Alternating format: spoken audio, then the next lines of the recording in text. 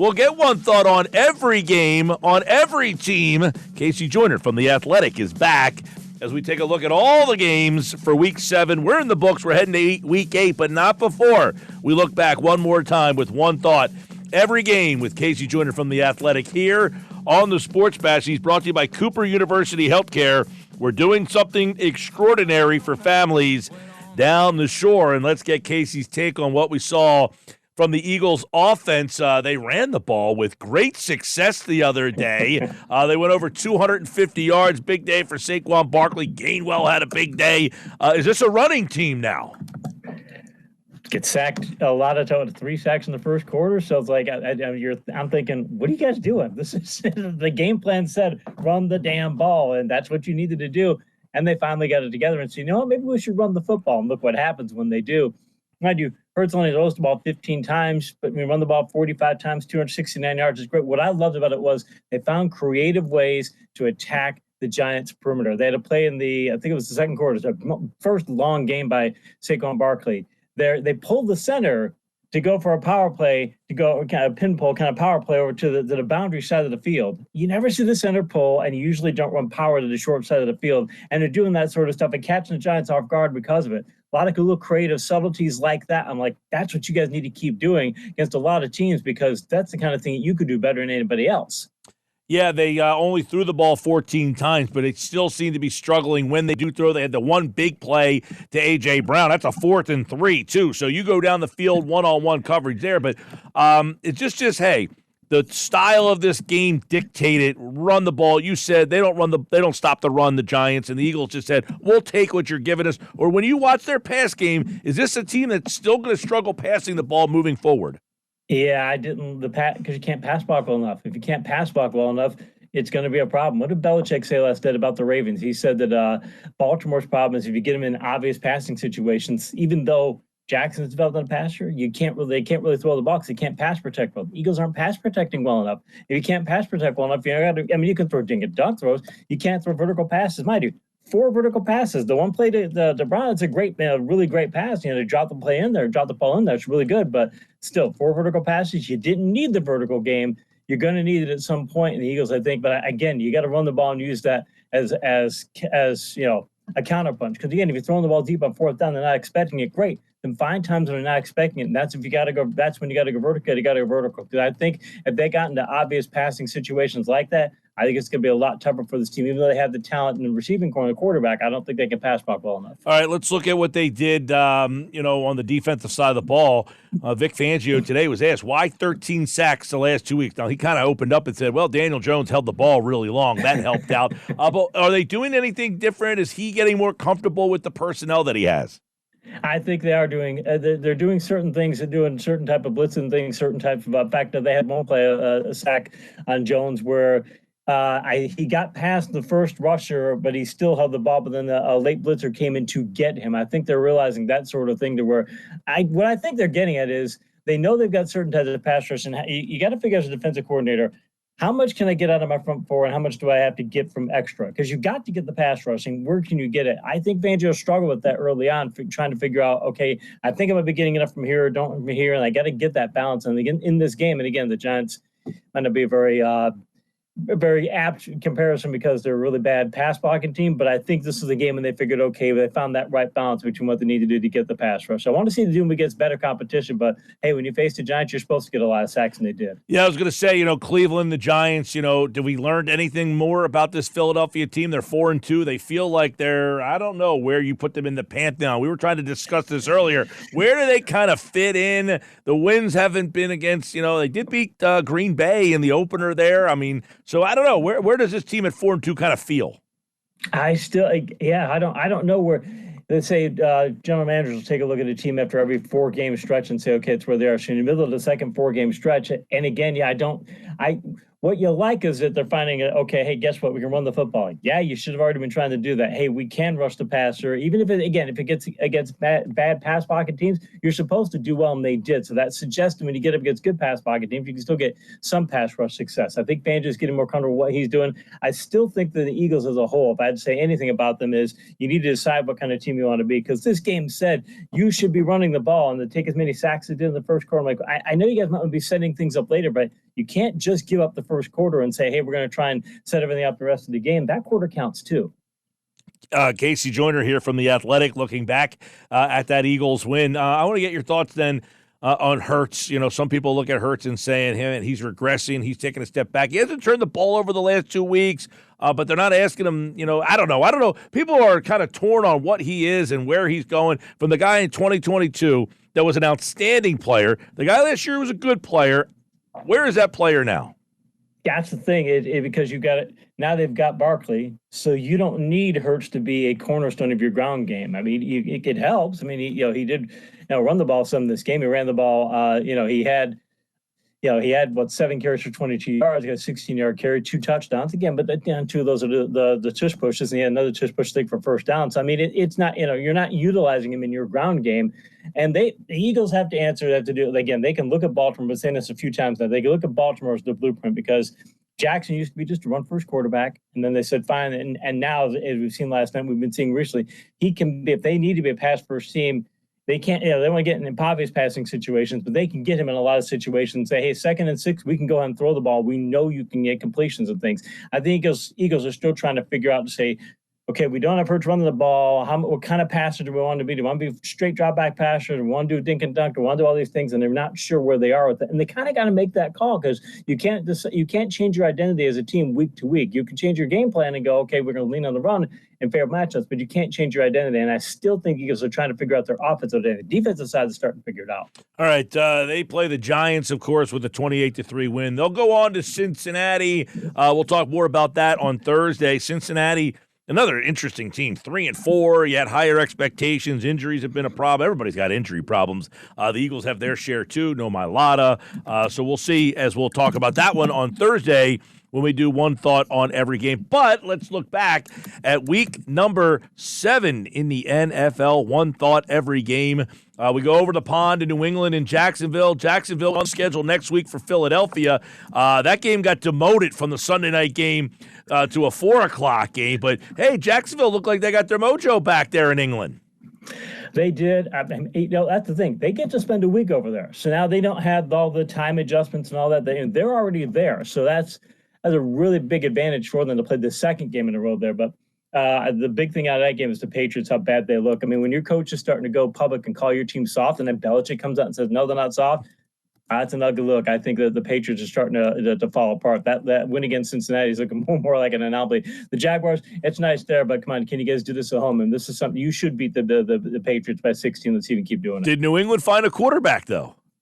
Yes, they did. They found a quarterback they could build on from that. Yes, they absolutely have found a quarterback. But if you've got a soft team, a quarterback helps a lot. But if you got a soft team on defense, he can only take care of so much. They need to fix that softness issue. Because that softness issue, I think, what the coach is saying is, hey, if you don't think your team is putting enough effort, does that reflect on you as the coach? I mean, he's got to answer that. All right, one thought every game. Seattle now, the top team in the NFC West with all the injuries there. They get a big win over Atlanta, who's the top team in the South, and there's a lot of injuries there. So Seattle beating Atlanta, this one could be a big one down the road. It could be, and that Seattle wants to run the ball. I mean, it's McDonald. It's Mike McDonald. He's a Michigan guy. He's a Harbaugh guy. I want to run the football. They still haven't really gone that approach, and they're going with Geno. But I mean, the thing is, hey, you've got it. Okay, you've got Metcalf scoring a touchdown. You've got Fant playing well. You've got Lockett. You've got Walker catching the ball. You've got Smith and Jigma not doing so well, but you've got guys who can catch the ball. When Seattle gets to be able to run the team they want to be, that's going to be really good for them. And Atlanta is, they're not soft, they're a lightweight. You're trying to go with athletic players, and when you go up against power football with lightweight players, you don't win games, and that's what's happened to them this year. One thought every game here on the Sports Bash with Casey Joyner. Tennessee, obviously, they're falling apart here. Buffalo, though, they're trying to pull away in that division there. They win 34-10. Josh Allen yet to throw an interception. Yeah, and Amari Cooper, 4 or 5 for 66 yards and the touchdown, and that's his first game of the offense. If they can get him to be where he needs to, where he can take over, he doesn't have to be Stephon Diggs, doesn't have to be that productive, but he can be close to that productive. That moves Coleman and Shakir back to where they need to be slotted as far as your workload. You can get Kincaid back. They've got Cook finding Ray Davis is a good backup running back, a guy they can rotate in. This is a team that could be on the ascension. We're about the defense a bit, but when you play in Tennessee, defense isn't so much a problem. All right, one thought every game. Looking at Week 7 in the NFL, Casey Joyner, Battle of Ohio, Cincinnati, not like crazy impressive, but they found a way to win over Cleveland, who now obviously turns the page from Deshaun Watson. Yeah, who knows who they're going to have at quarterback? It looks like they're not going to go Thompson Robinson. They might be bringing in after they sign somebody else. They're going to be playing 4-string quarterback. They're going to be hey, with Tua coming back, Cleveland's got the worst quarterback room in the league right now. And Burrow, they've not played very well in the past game. We'll talk about it later this week, but they've not played as well of late. And but the Bengals are getting a much better defensive effort, and that's what won them this game. All right, one thought every game. Let's go to Houston and Green Bay. Houston a little disappointing. Green Bay is now starting to turn it on. They're 5-2, 24-22 over the Texans. Jordan Love makes throwing touchdown passes look really easy. 3 again this week. Throws too many picks, though. 2 interceptions isn't going to get it done. They've got, look at it. They got Dobbs 1 week, Wicks another week. They got Reed 1 week. They got Watson. They've got so many good receivers on that team. But look at the thing that stands out about that game is Houston. C.J. Stroud, 10-21 for 86 yards. You've got Diggs, you've got Dell, you've got some talent in your receiving core, and you're going to throw for 86 yards. I know Green Bay's got a really good defense, but that doesn't speak well for Houston. If they don't get that fixed, that's going to hurt them later in the season. Yeah, let's go to one thought every game. This one's Miami and Indianapolis. Miami just can't do anything offensively. They look to get Tua back. Indianapolis, inept offensively as well, but just enough to beat the Dolphins 16-10. I still don't. I get you need to get Richardson out there. 10-24 from $129, and you got Flacco playing as well as he has. Rotate them. Do something. Make your offense better because they should have beaten Miami by more than they did. But for Miami, when Tyreek Hill gets 2 targets, 1 reception for 8 yards, and Jalen Waddle gets 1 reception for 11 yards, you've got to do a whole lot better. Tua coming back, maybe they can have an offense now. But this Dolphins offense has been the worst in the league the past couple weeks. One thought every game. Let's go to maybe the most entertaining game of the week. Detroit, Minnesota, 31-29. And, Minnesota's at home here. Detroit looks like they've pulled away as the clear favorite in the NFC. They have, and it says something for they get in too many shootouts. And the thing is, though, they've got so much offensive firepower, they can get into shootouts. And Minnesota nearly wins the game, but they can't afford to get into shootouts because they just don't have – Addison's good, and they've got Jones, and they got Jefferson. They've got some really good players. They're just not quite built to do that. I think Detroit has built their team to where you have to get a shootout. They've got the type of roster that can do it, and Minnesota's not quite there yet. So I think this shows where these teams are and where they're going to be later in the season, assuming no injuries. One thought every game. Casey Joyner from The Athletic. Vegas and L.A. L.A.'s in a tough spot. The injuries have mounted for them. They might get cut back. They look like they could get Nakua back soon here. Vegas is a disaster. This game was ugly. Yeah, there's thoughts that maybe they think about trading Cup. Is it possible that, because their season's kind of toast, and I don't know what that speaks to the future of the team and things, but the Raiders, Minshew, O'Connell, and now you're going. There's so many teams with terrible quarterback. It's like we talk about run the ball. Why do you run the ball? Well, when you're these teams, because you don't have any choice. This is just awful quarterback play. I get that they can get some things done. Minshew threw 3 picks in 34 attempts. You just can't do that in today's NFL. And the Raiders, if they, with their quarterback situation, they may end up as the worst team in the league. All right, one thought every game.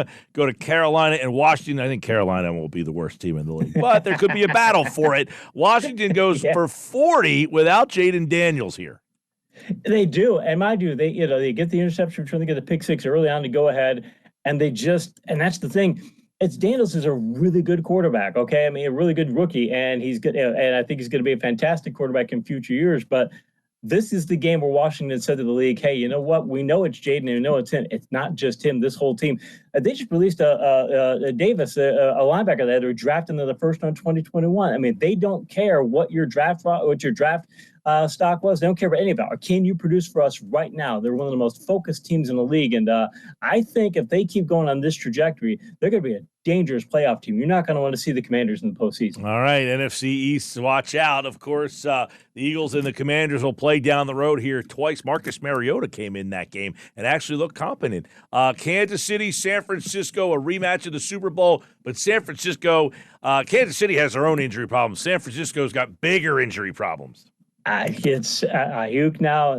I just, are they going to get CMC back anytime soon? They need it. But the thing is, Purdy, when he gets put under some sort of pressure, he can get rattled. That's why, it's one of those situations where he's Garoppolo-like, and that you look great for a bunch of time, and then you get him under certain situations, throw 3 picks like he did. That was one of the key differences in the game. Mahomes is not playing very well, and the Chiefs, I know they're undefeated, but they need to get a better receiver in there, and they need to trade for Kupp if they can. I mean, they need a big upgrade there, because they're doing it with smoke and mirrors. But when San Francisco is banged up and a mistake prone as they were in this game, that's how the Chiefs get the win. All right, one thought every game. The Jets, they had Adams. It didn't seem to help. Pittsburgh changes quarterbacks. That jump-started their offense. It did. Hey, they're up 15-6, the Jets are, and they're like, all right, this game they've really got a good hand on this game. They've got a really good defense. They've got Breece Hall. They could probably run the ball. I know Pittsburgh got a tough run defense, but at that point, you're thinking, boy, this is it. And then Rodgers throws that pick, and it's like it took the air out of that offense. It took the air out of everybody around him, to air out of the defense, because from that point on, they get outscored 31-0. I think the Jets are one of those, and Rodgers comes out the next day and he's blaming the media. You guys are the reason we're bad. Okay, you can say that if you want, but it's one of those things where it's a lot of, you're already getting finger pointing right after the first game with Adams. It's one of those things where that's part of the reason the Jets lose. They don't have the culture, and the Steelers do, and that's why they win that game. All right, a couple games last night. Baltimore, Tampa Bay, 41-31. Mayfield has a big game. Henry doesn't do anything in the first half. He ends up with 170 yards somehow. But Baltimore looks like they've put themselves in the next tier. And Tampa Bay, a lot of injuries, big problems moving forward. Yeah, and when the Bucs are up 10-0, you're thinking, wow, this and they're driving, and that's the thing. When Mayfield throws that interception, I'm watching the Manning cast last night, covering them for the live blog for the Athletic, and I always watch the Manning cast because they get really good insights. And the Mannings are saying, as Mayfield is scrambling around, they're like, Eli's like, throw the ball away. And then when he forces the pass into coverage, they're all shaking their heads. It's Belichick and the Mannings are all like, what are you doing there? It's the kind of defense you can't force a play into. And he did. And that's the thing. That really is what caused Lamar's not making those sorts of mistakes. And we come out last night, Henry runs for Bucs. Lamar Jackson threw 5 touchdown passes. It's incredible that what this offense can do on both sides. But I'm looking at the Bucs going, they were already having some problems before that. Now, when you lose all receiving core and things, they've got a 3-headed backfield. They're going to start using it, because I don't know if they're going to have the receiving core to keep getting into shootouts like they have. All right, and then last night you had a late night while you were sleeping. Maybe Arizona, are they a factor? All of a sudden they beat a very good Charger defense. Their offense is wretched. They scored 15 points. They don't even have 90 points on the season. Arizona 3-4. That NFC West should be interesting. Yeah, Justin Herbert, the ultimate empty calories game, 349 yards, but no touchdowns. It's just all dink and dunk throws. And he's getting some bigger throws too, but when it comes down to it, they can't get things done. They're having ridiculous kickers kicking 5 field goals. You can't have that in the NFL. The Cardinals, though, every week they're one of the toughest teams to pick, because they're going to play hard. They're going to play to their talent level. Their talent level is not that great. And frankly, Kyler Murray is showing again, he can't complete vertical passes. Marvin Harrison, hey, a great week too. Okay, guys, 3 for 21 yesterday. They don't have a vertical game, but they're going to fight you with everything they've got. And the thing is, the Chargers, they've got those limitations. But you go to their house, it's one of those things where this sort of thing can happen to you if you don't play up to that level. And I think the Chargers might have thought this was going to be an easier game than it was. All right, one thought every game, of course, is back on Thursday as the Thursday night schedule gets underway with an interesting one. Minnesota is at the Rams. Can the Rams get healthy and make a little noise in the second half of this year? Can Minnesota, they got a brutal schedule. The NFC North have not matched up yet, other than, last week they played. We'll see what Minnesota looks like the second half of the year. Some interesting show-me games that we'll preview with one thought every game on Thursday's edition with Casey Joyner from The Athletic here on the Sports Bash. All right, Casey, appreciate it, bud. Thanks, Mike. All right, there he goes, Casey Joyner. And, of course, he is brought to you by Cooper University Healthcare. They're doing something extraordinary for families down the shore.